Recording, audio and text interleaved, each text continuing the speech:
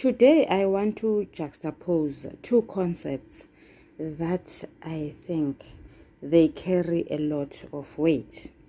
These are the concepts of life and love. Both of them are acronyms. Love stands for listen, observe, value, and embrace. As you listen to others, learn to observe between what is right and what is wrong, because what is right is going to shape your values. Of course, what is wrong is going to lead you astray. Then embrace everything that you have learned because it is of value. Have you observed someone who lives his life intentionally for excellence? That is because life, as alluded to before, is an acronym. Excellence should never be equated to monetary terms. Excellence here is equated to a peace of mind. Sanibonani balingani mabhungu namatshitshi. Igama lami nguSpooky N isiZulu. Namhlanje senza umbhalo obuciko obizwa ngokuthiwa Kudela Owaziyo, obhalwe nguBP Maphumulo. Sizokwenza umbuzo omude, inkomba, uphawu lokuhlaziya olubizwa ngokuthiwa Isakhiwo. Ukukhumbuzana nje, abafundi bayakhumbula yini ukuthi iphepha lembuzo libuza umbuzo ngokusebenzisa amabullet amathathu. Ibullet lokuqala ilapho uchaza khona ukuthi kukhulunywa ngani. Njengamanje ilapho sizochaza khona isakhiwo. Ibullet lokuqala liyisingeniso. Okwesibili, kunebhullet lesibili. Lelo bhullet lelo lingumzimba we-essay. Ilapho sesihamba khona siye embhalweni wobuciko, siyocaphuna izibonelo ukuze sifakazele lento esiyichazile ngenhla.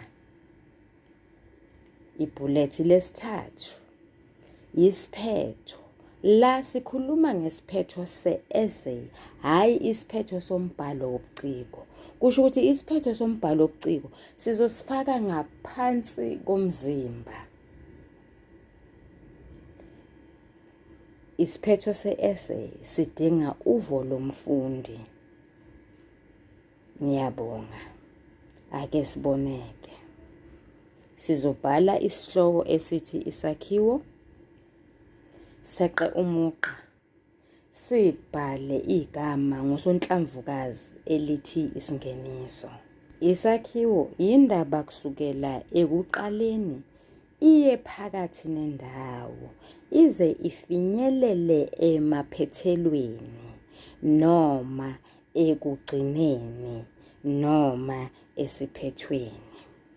Isakhiwo sithinta okuthathu: isethulo, umzimba, nesiphetho.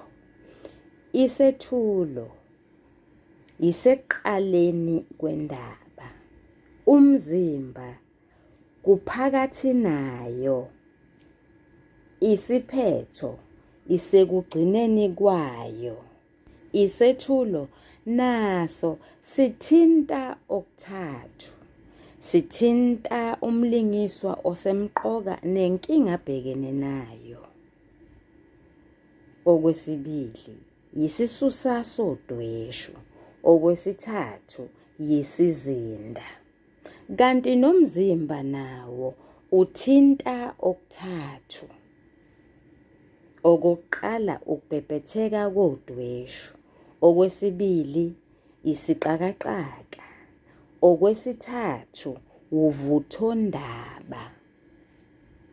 Isiphetho sethu ke ilapho sicacisa khona ukuthi indaba yethu iphela kanjani. Le ndaba iphetha Lord ngophola vuthondaba uxolo kuleyo ndawo. Mlingani wami nawe mfundi, mase ngiqedile ukwenza njalo, ngeqe umuqa ngoba sengiqedile manje ukungenisa, sengiqedile manje ukuchaza ukuthi siyini isethulo. Sengiqedile manje ukukhuluma ngebhulethi lokuqala. Ake sibone ukuthi ibhulethi lesibili lisiphatheleni.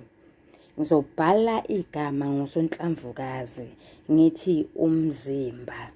Isethulo sethula umlingiswa osemqoka, ummeleli wethu, iqhawe, okungumdaluli memela, kanye nenkinga abhekene nayo, okuyiphupho lesiphetho. Lesi siphetho siqhamuka enyakatho. Umdaluli memela uyamiswa emsebenzini, ochaza ukuthi ulahlekelwa ngumsebenzi. Ngendlela adangele ajabhe ngayo, uyehluleka uxoxela unkosikazi wakhe umamlanduli, uze ucela umanqina ongumakhelwane wabo ukuba achaze ukuthi kwenzekeni emsebenzini. Ubesebenza kwa-Iron Metal and Steel Industry eClaywood eThekwini. Isizinda sithinta okuthathu, sithinta indawo, isikhathi nesimo senhlalo. Indawo iselokishini lakwaChappies edolobhaneni elibizwa ngokuthiwa iseMandeni. Kusemzini kaMdaluli, uhlezi ngaphansi kukavulandi wendlu yakhe. Isimo senhlalo asisihle. Umbhali usebenzise amagama afakazela lokho. Usebenzise amagama athi umdaluli uqhatha umunyu, umdaluli ukhuluma yedwa. Siyazi sonke inkulumo kayedwana isuke igqamise ukukhathazeka kwalowo muntu okhuluma yedwana. Ekhuluma yedwana nje umdaluli usebenzisa amagama akhombisa isimo esingesihle. Usebenzise amagama athi nginovalo, ngiyathuthumela.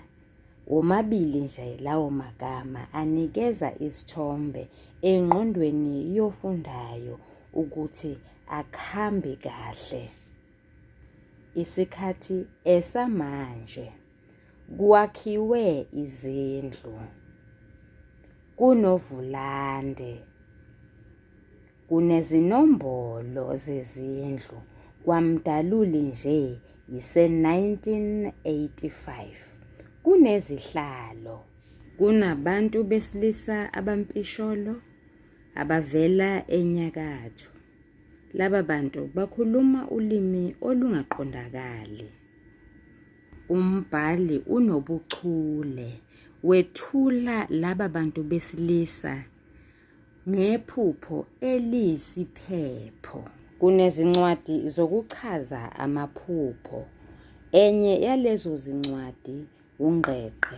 Lingani wami nawe mfundi, sifundisiwe sonke ngothisha ukuthi uma sibhala i-essay noma siphendula umbuzo omude, sizophendula ngokwezigaba. Isigaba esilindelekile ngesinemigqa eyisithupha noma eyisikhombisa.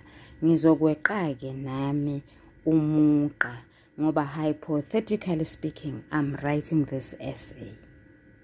Bese ngithi-ke udweshu luyabhebhetheka ngenkathi umamlanduli eyalela uLondiwe ukuba axoxele uyise mayelana nezindaba zakhe zemfundo. Iheheba lephepha eliqukethe yonke imininingwane ephathelene nezikweletu elivela ekholishi lezobuchwepheshe yilona elibhebhethekisa udweshu. Ubufakazi, umdaluli uthi yaqala-ke inkathazo bantakababa. Okwesibili, leli heheba linqumela umdaluli ugwayikatiki. Luthi kufanele isikweletu sikhokhelwe kungekudala. Uma ngabe kungenzeka ukuthi imali ingapheleli, lokho sekuyochaza ukuthi imiphumela yokuhlolwa izogodlwa ekupheleni konyaka. Isixakaxaka. Imizamo kamdaluli yokubeka ukudla etafuleni iyancipha, iyashabalala. Nango phela eqhamuka nesu lokuthi uzobuyela emsebenzini wakhe ayewenza kudala wokuba ngumeselanje. Useyalithola-ke itoho kumnumzane ogama lakhe lingusaziwayo. Ngelanga okwavunyelwana ngalo, nangumdaluli ethi uyafika kwasaziwayo ethola ukuthi usesindwe zinyawo, sekhona oseqhashiwe endaweni yakhe. Lona uqhashiwe owasenyakatho, futhi isizulu sakhe asiqondakale. Umbhali athi usikhuluma ubukwerekwere. Iphupho lesiphepho likamdaluli liyazihlonza. Isizathu sokuqhashwa kukaChivenga esibekwa ngusaziwayo sithi umdaluli uhlulekile ukufika ngesikhathi okwakuvunyelwenwe ngaso. Ngakho-ke yena ucabange ukuthi usekhohliwe ngesivumelwano sabo. Esesibili, uChivenga ubize imali engaphansi uma iqhathaniswa nalena umdaluli ebebize yona. Umdaluli uselihlazo komakhelwane. Ubonakala njengomuntu ovumela inhliziyo yakhe ukuba ilawule imizwa ngaphezu kwengqondo, okuchaza ukuthi akasayisebenzisi kahle ingqondo yakhe. Kunodlame emzini wakhe. Uqhumisa impama kumkakhe uMamlanduli nendodakazi yakhe uLondiwe. Uyabadukuza ngesibhakela, abakhahlele baze bayothi fofolozi phansi.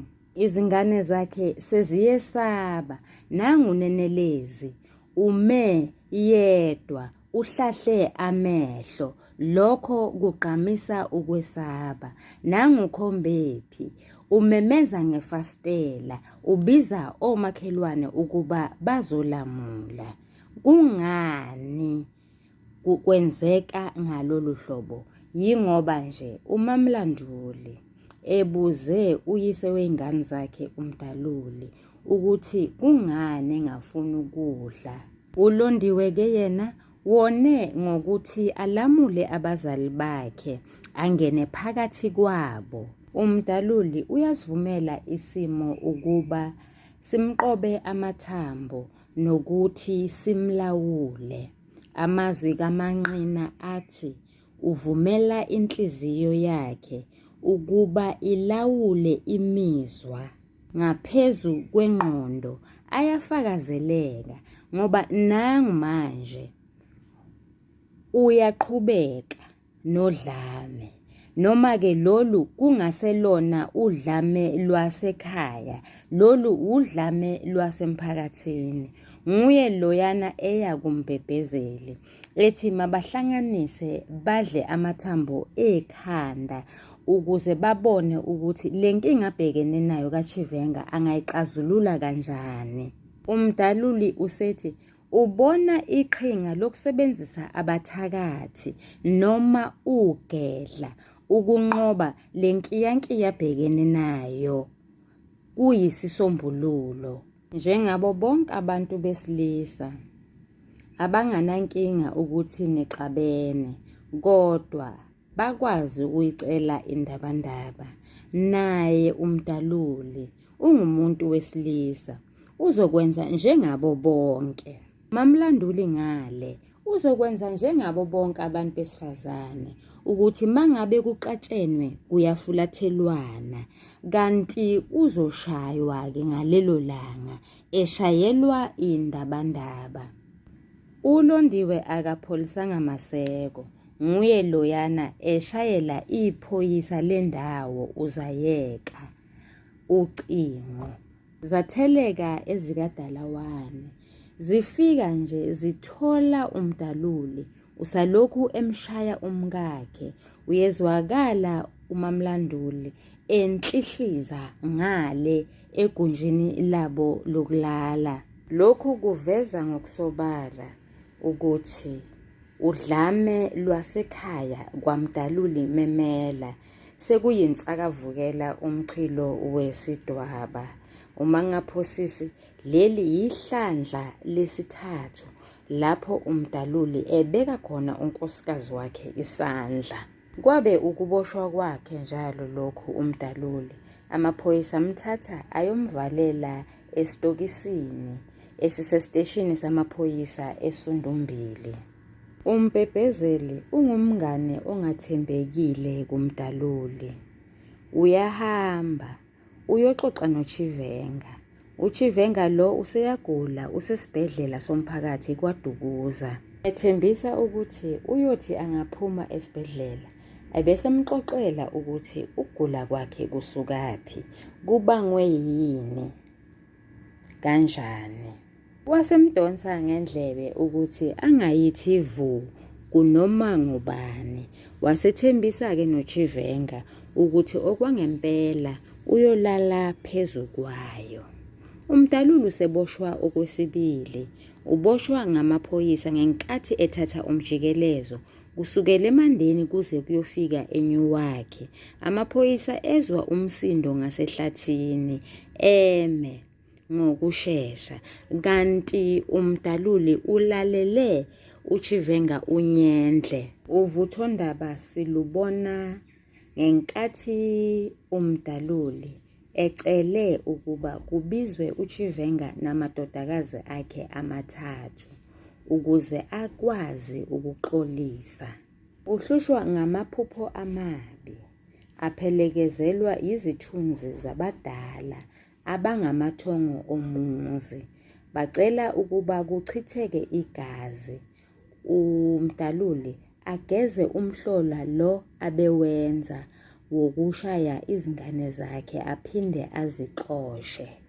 Umdaluli uyazithoba phambi kukaChivenga, uphinde amhalalisele ngokuganwa kwakhe ngohlengiwe. Umbhali unobuchule, uphetha le ndaba ngezindlela ezimbili. Uyiphetha ngebohlololo aphinde ayiphethe ngengwijikhwebu. Ibohlololo noma upholavuthondaba yingenkathi umdaluli ehlela uhambo lwakhe lokuya enyakatho neAfrika endaweni ebizwa ngokuthiwa yiSudan. Okwesibili yingenkathi uzenyezile osebenza ngaphansi komnyango wezenhlalakahle ehlahlela indlela ukuze izingane zikaMdaluli zazi ngemifundaze ekhona kulelizwe. Ingwijikhwebu yenzeka ngenkathi wonke umuntu ethandabuza engazi ukuthi ingabe umdaluli uyaphila yini. Emva kokuba kube nokuzamazama komhlaba, kwaqephuka amadwala, kwabihlika umhlabathi, kwase kugqibeka kungcwabeka isibalo sabantu, iningi labo okungabantu balapha eNingizimu Afrika. Balingani bami nani bafundi, ngiyethemba niyazi ukuthi uma ngabe ubhala njalo nje uzokwenza izigaba, uzobhala ngezigaba ukuze umsebenzi wakho uhleleke kahle. Uma sengiqedile ukusho lokhu bengiqeda ukukusho, ngizobe sengeqa umugqa ngibhale igama ngosonhlamvukazi elithi Isiphetho. Kulokhu ngivumelene ukuthi ngithi umfundi kanye nomlingani bangaziphethela ngendlela yabo abayithandayo. Kodwa ungakhohlwa ukuthi mangabe uphetha phela uya embuzweni ngenhla ukuze lokho ozokubhala kuhambisane nalokho okubuziwe ngenhla. Okwesibili, esiphethweni se-essay uveza uvo lwakho. Ngiyabonga, nisale kahle, niyathandwa.